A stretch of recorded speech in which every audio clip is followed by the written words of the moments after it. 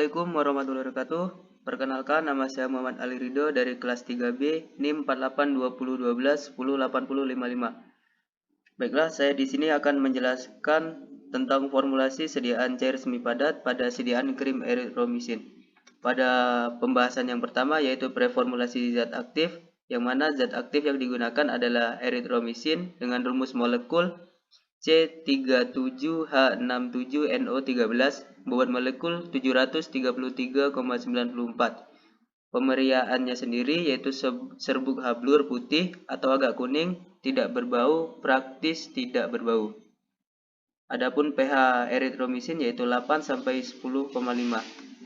Kelarutannya sendiri yaitu sukar larut dalam air, larut dalam etanol, dalam kloroform, dan dalam ether. Untuk penyimpanannya sendiri yaitu dalam wadah tertutup rapat. Stabilitasnya yaitu stabil eritromisin basah dalam larutan berair dipengaruhi oleh pH. Stabil maksimum terjadi pada rentang pH 7 hingga 7,5. Khasiatnya yaitu sebagai antibakteri atau antibiotik. Pembahasan yang kedua yaitu adalah pertimbangan formulasi. Adapun pertimbangan formulasi pada sediaan kali ini, yang pertama, bentuk sediaan yang dapat dibuat dengan bahan zat aktif eritromisin bisa dibuat dalam bentuk sediaan krim. Apa tipe krim yang akan dibuat sesuai dengan tujuan penggunaan? Yaitu tipe MA biasanya digunakan pada kulit, mudah dicuci dan tidak berbekas. Basis apa yang akan digunakan? Yaitu pada basis vaselin berlemak yang digunakan sebagai basis krim atau fase minyaknya. Yang keempat yaitu fase air dan fase minyak yang digunakan untuk membentuk basis krim. Yang pertama fase air, gliserin, TIE. Yang kedua adalah fase minyak, vaselin album, dan asam stearat. Bagaimana agar fase minyak dan air dapat bercampur serta menjaga kestabilannya? Yaitu dengan penambahan emulgator TIE dan asam stearat sebagai pelembab pada kulit, sehingga ketika menggunakan krim ini pada kulit akan terasa lembab. Dapat ditambahkan dengan emulin komponen, yaitu gliserin. Sediaan mengandung air yang merupakan media yang baik bagi pertumbuhan mikroba dan minyak yang dapat ditumbuhi oleh jamur. Dapat ditambahkan pengawet, komponennya yaitu nipagin. Kemasan dan wadah bisa dipakai wadah tub.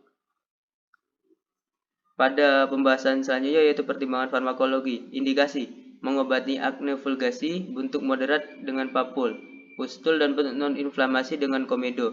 Kontraindikasinya yaitu hipersensitif, dosis sehari 1 kali pada tempat jerawat.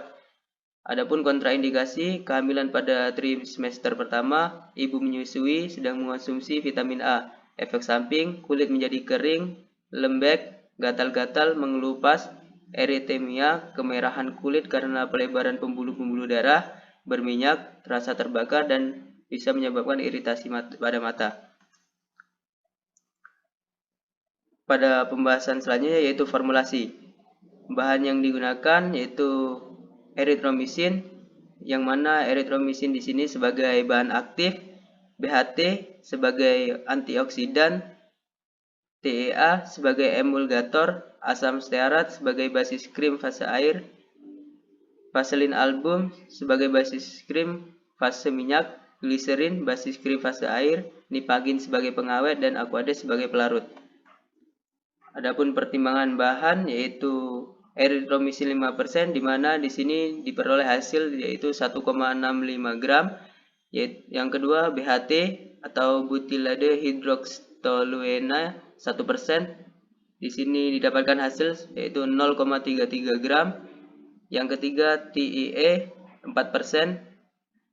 sebanyak 1,32 gram, asam stearat 10% sebanyak 3,3 gram, vaselin album sebanyak 8,25 gram, gliserin 20% sebanyak 6,6 gram, nipagin 0,3% sebanyak 0,099 gram, dan aquades AD 10 gram. Adapun preformulasi eksipien yaitu yang pertama adalah butilen hidroxytoluena atau BHT. Di sini kestabilannya yaitu paparan cahaya, kelembapan, dan panas menyebabkan perubahan warna pada hilangnya aktivitas. Yang kedua adalah triethyltoluamin atau TIE. Di sini berguna sebagai surfaktan atau emulgator konsentrasi, bisa digunakan sampai 2-4%. Yang ketiga adalah asidium stearat, di mana di sini berguna sebagai emulsifier. Yang keempat adalah vaselin album, di mana di sini sebagai zat tambahan. Yang kelima adalah gliserin, kegunaannya sebagai pengental dan konsentrasinya kurang dari 30%. Yang keenam adalah nipagin. Di sini berguna sebagai pengawet dan aquades sebagai pelarut. Adapun metode pembuatannya yaitu adalah yang pertama, masukkan nipagin dan BHT ke dalam Erlenmeyer dan larutkan dengan etanol 2 ml. Lalu tutup dengan aluminium foil. Buka aluminium foil setelah nipagin larut. Yang kedua, masukkan eritromisin ke dalam Erlenmeyer, kocok sampai homogen. Yang ketiga, masukkan TiE ke bahan nomor 3 hingga lebur. Yang kelima, masukkan vaselin album ke bahan nomor 4 hingga lebur.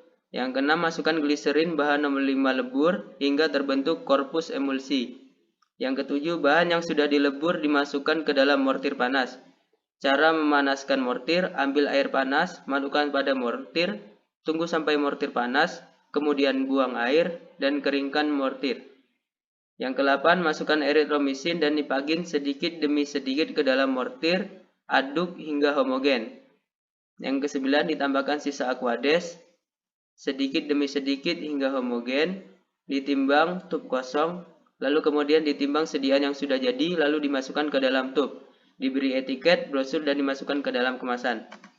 Adapun evaluasi untuk sediaan kali ini yaitu yang pertama, dapat diuji dengan organoleptis, yaitu melalui ambil sejumlah krim, cium bau yang ada, yang mana di sini dihasilkan bau yang khas. Ambil sejumlah krim, amati warna krim yang ada. Warna krim sendiri pada sediaan kali ini dengan hasil kuning kecoklatan. Yang kedua, dapat diuji dengan homogenitas. Yang pertama, sediaan dioleskan pada sekeping kaca atau alat lain yang cocok untuk pengamatan. Yang kedua, amati apakah sediaan homogen atau tidak. Hasil pengamatan homogen. Yang ketiga, uji tipe emulsi. Mula-mula ambil sedikit sampel, lalu larutkan dengan pelarut yang polar dan pelarut non-polar. Lalu amati proses pelarutannya, di mana hasilnya yaitu larut, berarti tipe emulsi MA. Dan yang keempat adalah uji daya sebar. Yang pertama, ambil sedikit sampel, lalu masukkan ke dalam alat extrameter. Semakin luas penyebaran, maka absorpsi perkuat makin baik. Yang mana hasilnya yaitu krim eritromisin diuji menggunakan kaca objek adalah daya sebarnya cukup baik. Mungkin itu saja yang dapat saya jelaskan pada sediaan krim eritromisin. Lebih dan kurangnya saya mohon maaf. Pada Allah saya mohon ampun. Saya akhiri, wabillahi taufiq wal hidayah. Wassalamualaikum warahmatullahi wabarakatuh.